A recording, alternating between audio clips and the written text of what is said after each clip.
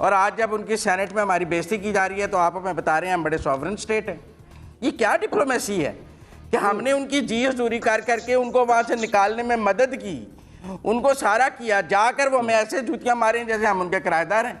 First time जूतियाँ खा रहे हैं इस तरह, मैं तो ये कह सकता हूँ। ब्लॉक की हमें नवीद सुनाई जा रही है कि इधर की जूतियों पर ज़्यादा तवज्जो ना दें, दूसरी तरफ से बड़ा प्यार मिलेगा। 20 महीने से पाकिस्तान के प्राइम मिनिस्टर और चाइनीज़ प्रेसिडेंट की कोई बातचीत ही नहीं है। चाइना के प्रेसिडेंट ने पाकिस्तान के प्राइम मिनिस्टर से बात करने की जरूरत ही नहीं की। चलो जी, अमेरिका का प्रेसिडेंट नहीं करता, चाइनीज़ तो कर लेता।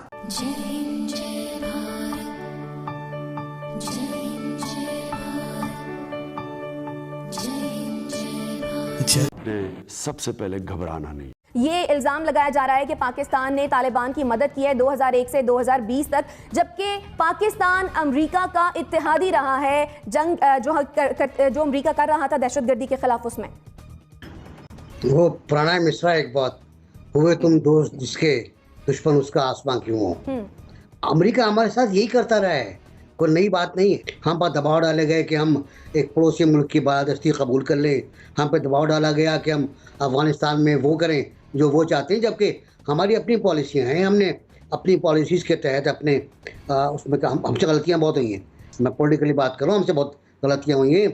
हमने साथ दिया अमेरिका का, सबसे बड़ी गलती है ये। मैं इसको संजीदा यूँ ले रहा हूँ कि ये 22 लोगों का, 22 सेनेटर्स का बिल है, बहुत तफसीली और बहुत ब्यूटीफुली ड्राफ्टेड बिल है ये। और पैराग्राफ 16 पेज 25 पे तो नाम लेके उन्होंने बात की है कि पाकिस्तान समेत हर उस मुल्क के खिलाफ तहक़ीक़ात की जाए, इन्वेस्टिगेशन की जाए जिसने तालिबान की हिमायत की हो। पेश हो सकता है बिल, मेरे ख्याल है पेश हो जाएगा। इस पर डिबेट भी होगी, इसमें अमेंडमेंट भी आएंगी, देखते हैं अमेंडमेंट किस तरह की आती हैं और डेमोक्रेट्स का रवैया क्या होता है। खतरे की घंटी है, आई एग्री। आज जहां पर पाकिस्तान खड़ा है, जहां पर पोजीशन खासी ऑकवर्ड कर दी है, जो बिल पेश किया जाएगा, तो आपके ख्याल में क्या उसकी वजह यही है कि हम बार बार अफगानिस्तान को, तालिबान को जो है वो मुकदमा लड़ते हैं, उनका दिफा करते हैं, उनसे हमदर्दी जताते हैं?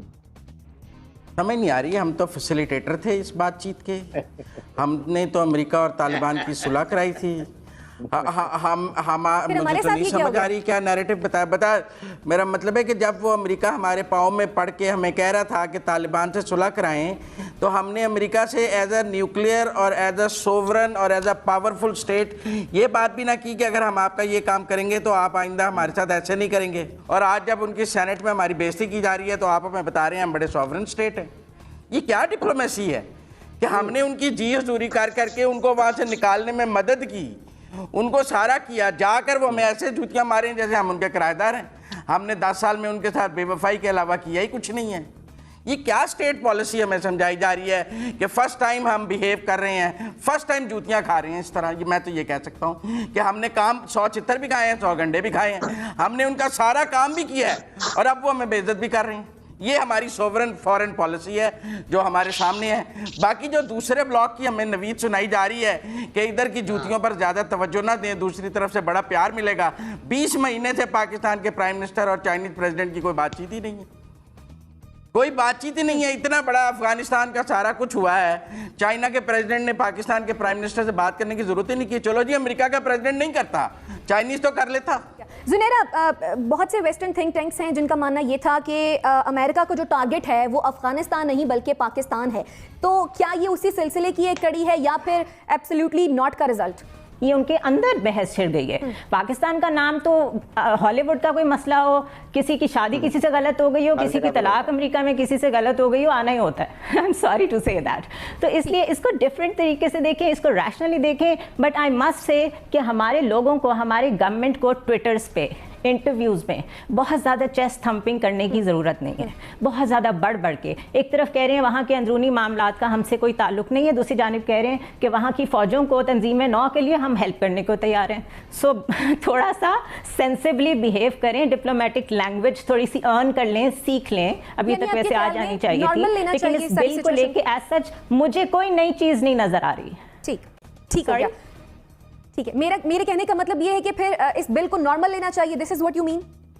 नहीं, this is not something new to me, because Pakistan को इकोनॉमिकली ऑलरेडी उन्होंने स्ट्रैंगुलेट किया हुआ है, आइसोलेट भी किया हुआ है, तो what is new in it?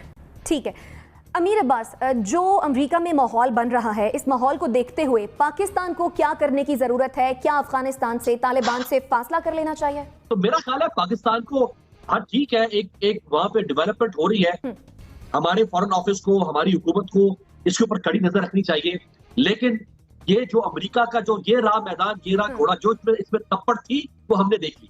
ठीक है, कड़ी नजर मैं खुद रखनी चाहिए। अफगानिस्तान से होकर आया हूँ, जो इनको मार पड़ी है वहां पे, लिहाजा कोई पाकिस्तान को इतना इसमें मेरा नहीं ख्याल को फिक्रमंद होने की जरूरत।